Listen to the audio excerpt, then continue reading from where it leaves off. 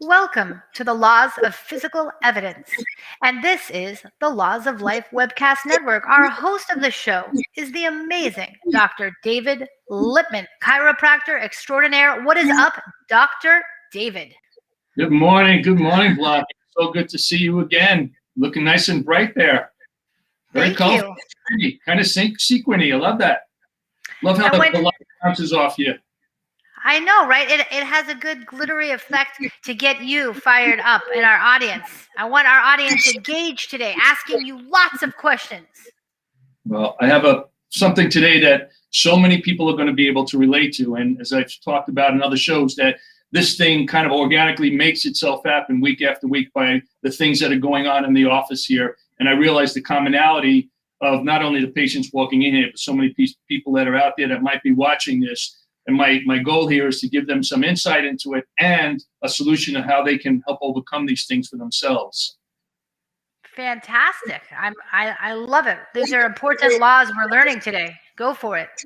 Yeah, so the law today, and this is something I've learned over time, is that structural damage really has a minor role when it comes to the pain syndromes people come from. So structural damage is only the small piece. The greater piece is how the body's compensation through mechanical changes of how the body's bearing weight and moving really becomes the reason why people are in so much pain, and especially from everyday movements, sitting at the chair for a while, going to try to stand up, being difficult to do so.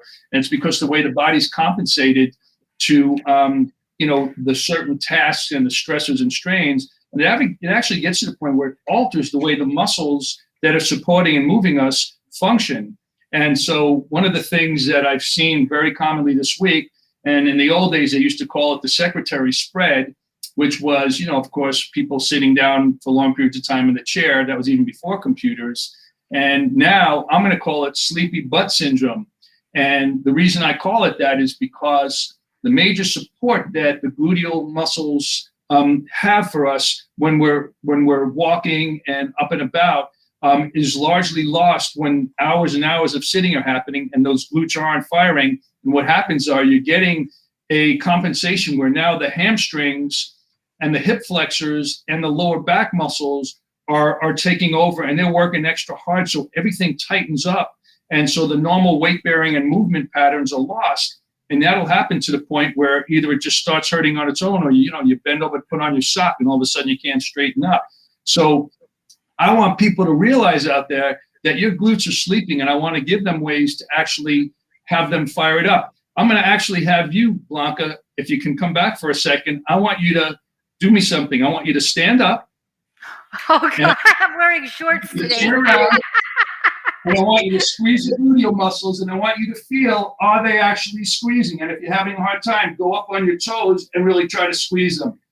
All right. You're asking me to squeeze my gluteus muscles publicly? I mean, that's a lot to ask. Well, but I'll do it for you. Well, I want you to do it for you and for the audience. Now, can you feel when you squeeze those things contracting? Yes, of course. Squeeze. Okay. And one.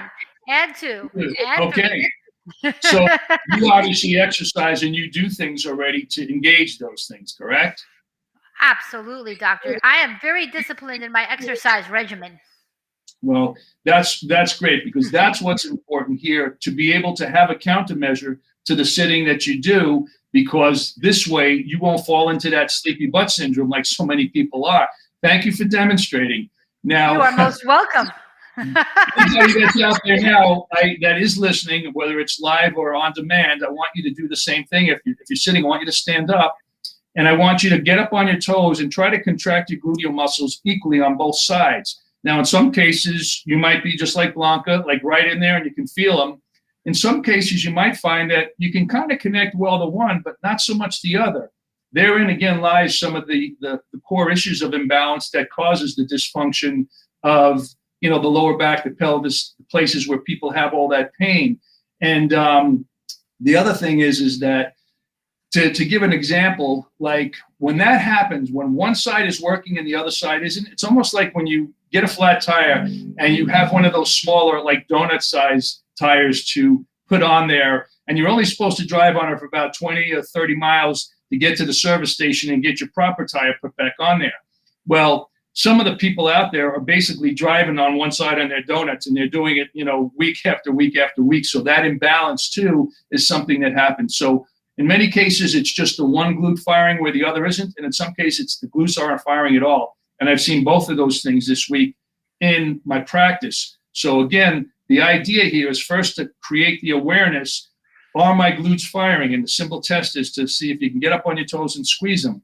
And now I've put together a series of exercises that we're going to show now that actually show you simple things you can do right there at home to actually start engaging those gluteal muscles. So Christian, if you can just pull that video up, let's take a look at that.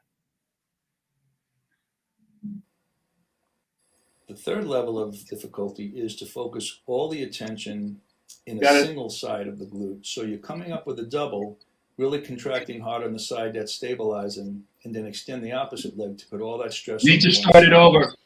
Putting the stress on the one side is going to give you further activation on that side and get your brain to really connect. The next one we want to engage is the clamshell, which is really going to focus on the gluteus medius, which laterally or externally rotates the hip. So just using your leg against gravity is a great way to start. You could even touch the muscle to really feel it squeeze as you do it to ensure that you're contracting from the right spot.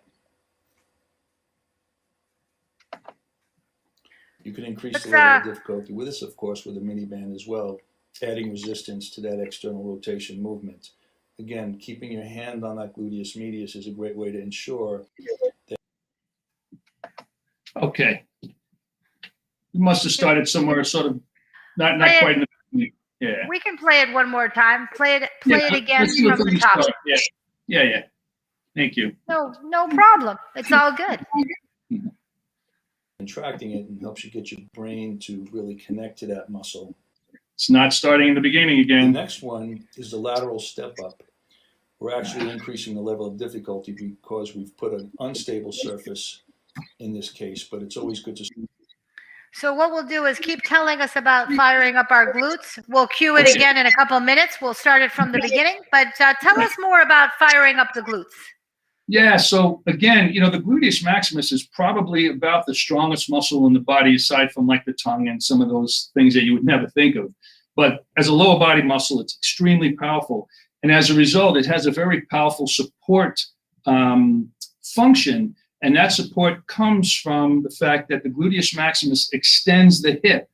And the hip is also directly connected through the hip flexor on the front side to the lumbar spine. So the interaction between the lumbar spine and the hip with all the, the structures in between, the pelvis, the sacrum, the SI joint, all that functionality is foundationally supported by the gluteus maximus. So that's why it's so important that people are making sure that they engage it. Now, years ago, when most people were more on their feet throughout the day because the tasks of daily living had them moving around more, you didn't see this kind of thing becoming so rampant. But now, of course, since the computer revolution and that being more of how people are getting around in terms of doing work and even driving a lot, there's a lot of sitting that didn't used to happen. So this thing is sort of over the last 35 years that I've been chiropractor, I've seen the changeover of how our lifestyles and our work styles have led to some of these things that, were more developmental.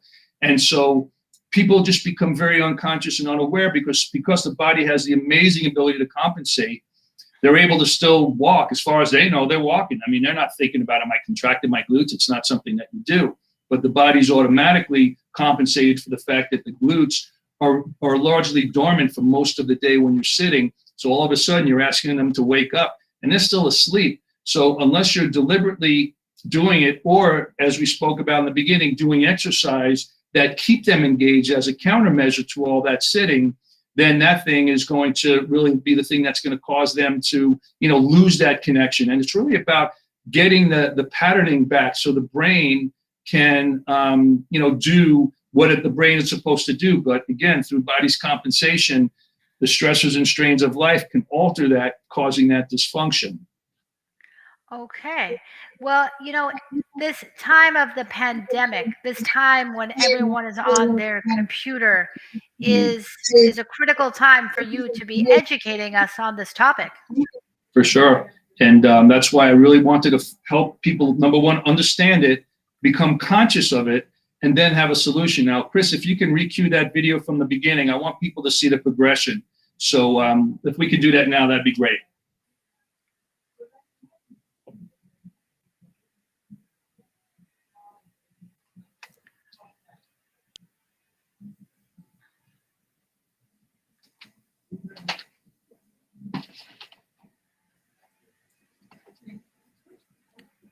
Put your volume on, Chris, so we can hear the video.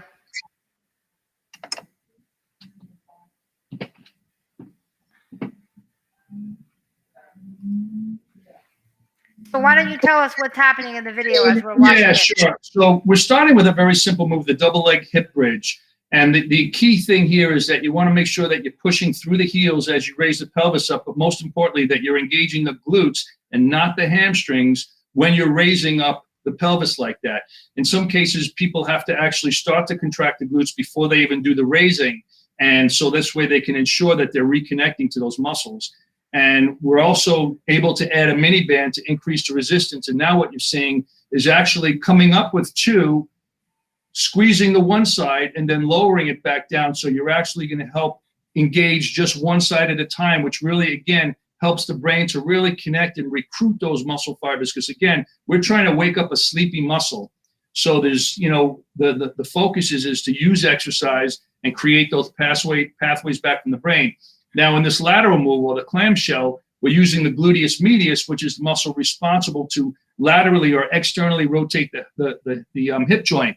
So many people are so tight in these muscles that they don't have that mobility to open up anymore. So again, they get so tight, those muscles get sleepy again, the gluteus medius. So here we're showing it against resistance because we really want to get those gluteal muscles not only firing, but we want them strong because they have a major support role for us. So next thing I'm showing you is a little bit more functional, where we're doing a lateral step up. So the leg that is planted on the step is actually going to be the one that's working. So as you see Serene standing up on her one leg, her gluteus maximus and her medius are firing to help support her in that, in that single leg stance. And so this is also a really easy thing to do at home, just with any kind of step slightly raised, and you're able to engage that. Now the goblet squat I like better than any squat. There's no weight on the back. You're actually holding a weight in front of you, which engages your core and also helps promote keeping your torso upright. So you're able to get down nice and deep. And when you push through those heels, really squeeze actively the glutes at the top. You can see when Serene hits the top, she's really having a nice squeeze on those glutes. And to make this a little bit more difficult and add that lateral piece to it. So when you come down in the squat, you're going to shift left and right laterally, which again is calling on the stabilizing muscles of the gluteus medius, which are the lateral stabilizers, to engage too. So again, all these things are to wake up those sleepy glute muscles so they can do their perfect, support for that hip, lower back, and not get the body into that situation where it's compensating and altering those normal, weight bearing and motion patterns. The final one here is what I call resistive hip hinging. So if you notice, there's very little movement at the knee. All the movement's really happening at the hip joint, keeping the lumbar spine straight, using elastic band in a deadlift style motion. But the idea is that we're getting those glutes to fire and squeeze to bring her from that flex forward position into that upright stance. Again, all those postural muscles that are responsible to help us stand all day are getting to be fired here. So you can see from the back just how you're really focusing on that gluteal activation and hip extension. So these exercises are really simple but very effective to really get that brain to wake up those sleepy glutes so we can bring back that support that the glutes provide for us. That's fantastic. That's absolutely fantastic information. Now, how often and for how long should we do these exercises? That's a really good question. So my advice to my patients, when I'm doing it from a standpoint of somebody's already coming in here with some pain and there's dysfunction there. So I'm actually encouraging them in some cases to do it 2-3 times a day in the beginning, especially when those glutes are really sleepy and the body's really been in a chronic state of that compensatory patterning. So you have to really give the body some steady cues to break it out of that. So, although it's been stable, it's been used to being dysfunctionally stable. So now we're trying to introduce that change to the body. So in the beginning, it might take 2 or 3 times a day to get the body to start accepting those changes and realizing, okay, I have to fire these things, which is going to start changing the posture to a more preferred posture.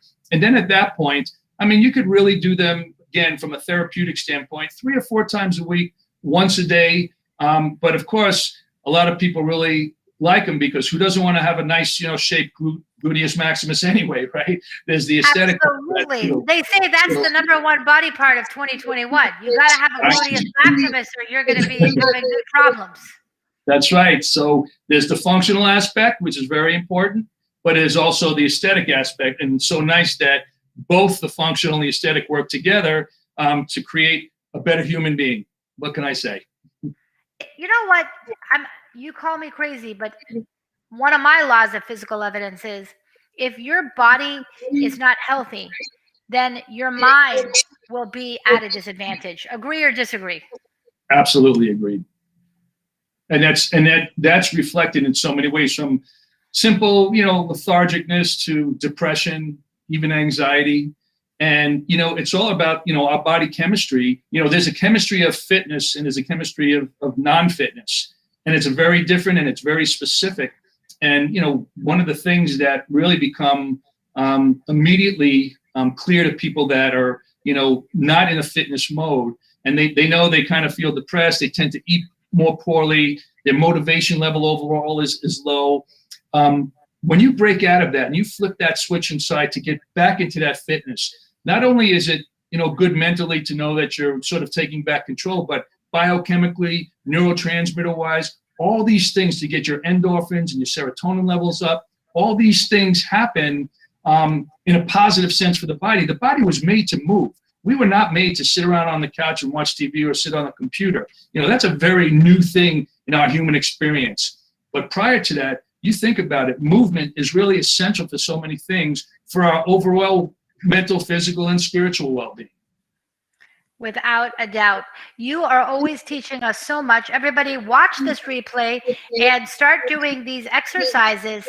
This is gold. It's physical evidence gold. And Dr. Lipman, you're also giving a complimentary 30-minute Zoom. Tell us about that.